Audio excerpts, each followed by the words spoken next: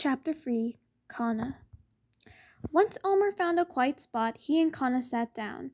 Kana stared at him adoringly. She had always liked him. She was brought back to reality when Omer mewed, "Kana, we need to talk about what you've been doing lately." And Kana's joy faded away. "Kana, for the past month, you've been stealing prey.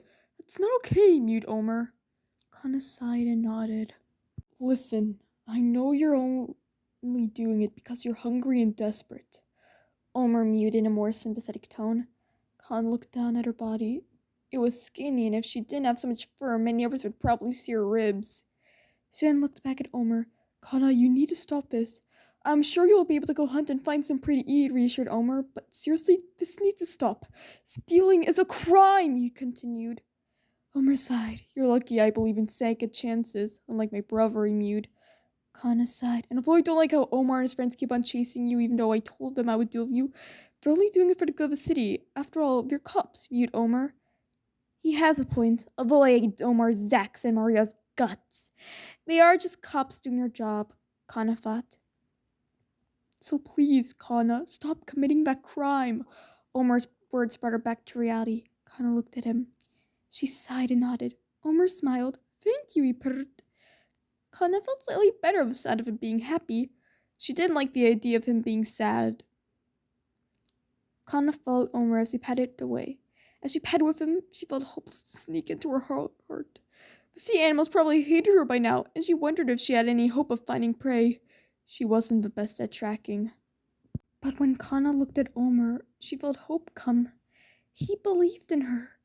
Perhaps, maybe, he loved her too. But then hopelessness crawled back in. He probably didn't return her feelings. After some patting, she and Omer reached the others. Kana saw Daisuke talking to Omar, Zach, and Maria. "I'm sorry it's against you all. I didn't know that you were cops," he apologized. The cops nodded. Omer padded up to them and grunted, "Ahem." The three cops looked startled. They then turned their attention back to Daisuke and mewed, "We're sorry too for chasing you and that other cat." Kana took in a deep breath and padded past them. She could hear Omer talking with them. He must have been telling them his chat with her. Kana watched as Daisuke padded towards Tsuki and stood next to him. Kana took in a deep breath and padded towards them. "Hey," she mewed. Tsuki looked at her with a look of fear while Daisuke didn't answer, just looked away from her. Guiltiness swarmed Kana. "Listen, it's true that I am a criminal, but I'm going to," but before she could finish her sentence, Daisuke whipped around and hissed, "I can't believe I trusted you!" Kana was shocked by his hostile tone. "I should have known that was you, the criminal on the poster. I can't believe I even thought we could be friends. Were you manipulating us?" Daisuke snarled as he dug his claws into the ground. Kana felt hurt by his words. "No, I really considered you two pals. I had no intention of hurting you two," she mewed. Daisuke snorted. "To that effect that you're a criminal," he spat. He then turned around and stomped away. "Daisuke, where are you going?" called Kana. "I'm going home, and don't even think about searching for me." Daisuke answered without even looking at Kana. Saddened, Kana looked at Tsuki. "Tsuki, you forgive me, right?" she asked desperately. Tsuki just nervously backed away. Then he turned around and ran off.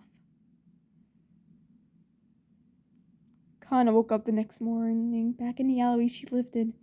It was amazing that she had actually made her way back to it. Kana sighed. She had been feeling duller since Tsuki and Daisuke stopped being friends with her. She slowly padded out of her alleyway. She still couldn't forget the words that Daisuke had said yesterday. It rung in her head, torturing her. Kana didn't know how long she had spent being tormented by remembering Daisuke's words, but before she knew it, she had somehow ended up in the park. Kana looked around. She saw a tree with beautiful green leaves and a path. She could feel the soft grass beneath her paws. Kana sighed and padded towards the tree. She leaned against it, as if it would comfort her, but no, nothing. Nada. Kana sighed. She turned around only to see a flash of fur coming towards her. With a yelp, she dodged. Kana saw that it had been a silver tomcat with green eyes. "Hey, what's up?" But before she could finish her sentence, she saw acorns being launched at her, and she quickly rolled away. There is no escaping now, Kana. The silver tomcat mewed coldly. Kana watched as animals started to appear and surround her. Kana didn't know she could take them all on. There was about 40 animals. She looked up at the tree. She thought she could climb it at first, but then she saw that animals wanted too. They stared down at her with hostile gazes, standing on tree branches. Kana looked around. A scurry of chipmunks climbed down from the trees and bared their teeth at her, along with a scurry of squirrels. Omer hasn't told them yet, has he? Kana thought in dread. Kana looked back up at the tree. A cloud of cats on some tree branches growled at her, and shaking their claws, a gray squirrel with dark eyes looked down at her with a gaze as cold as ice. Kana took one more look around, and it was confirmed. She was surrounded, she was trapped, and most of all, she was screwed.